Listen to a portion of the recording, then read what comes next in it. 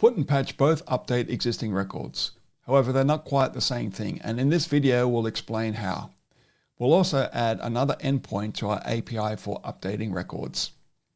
So far we can read records and create them. It's time now to update them. REST actually has two HTTP methods for updates, put and patch, and a lot of people use them interchangeably. However, they're not quite the same thing. The difference matters more, however, in APIs that adhere strictly to the spec, but it is a difference worth understanding. The strict REST definitions are: put is a full replacement. The client sends the complete new state of the resource, and the server replaces the existing record with what has been sent. If the field isn't included in the request, it should be cleared from the server. Patch, on the other hand, is a partial update. The client sends only the fields that should change, and everything else is left alone.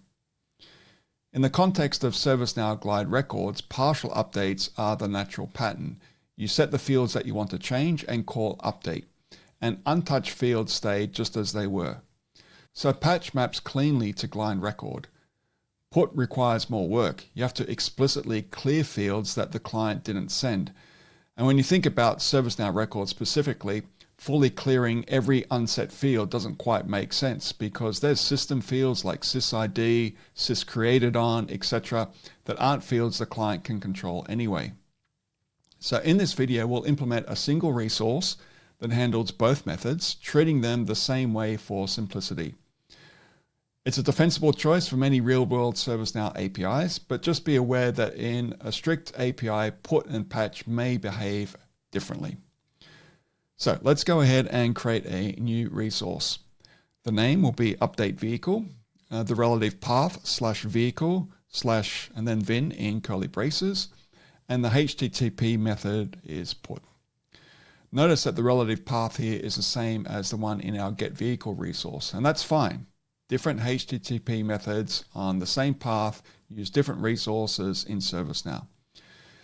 So we're going to pull the vin from the path in our script. We'll look up the record. We'll return a 404 if it's not there. And then we update only the fields that the client has sent. That's the typical patch style behavior. And finally, we'll return the sysid and the vin of the vehicle that we've changed. So let's create a second resource now, this time patch, that points to the same script. We'll use the same name pattern, the same path, but the HTTP method here will be patch. And we'll paste exactly the same script into both.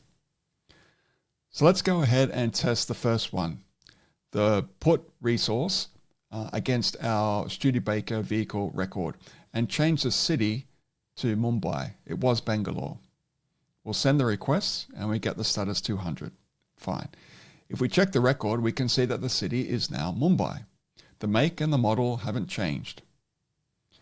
Let's do one more test now using the patch resource and change the city back to Bangalore. So we'll put in the body, we'll execute it, and we can confirm that the record has been changed when viewing the form. So now we've got two different HTTP methods, but the same script and therefore the same result. We've got the GlideRecord friendly partial update pattern wired up to both put and patch. In the next video, we'll look at the last of our CRUD operations, delete.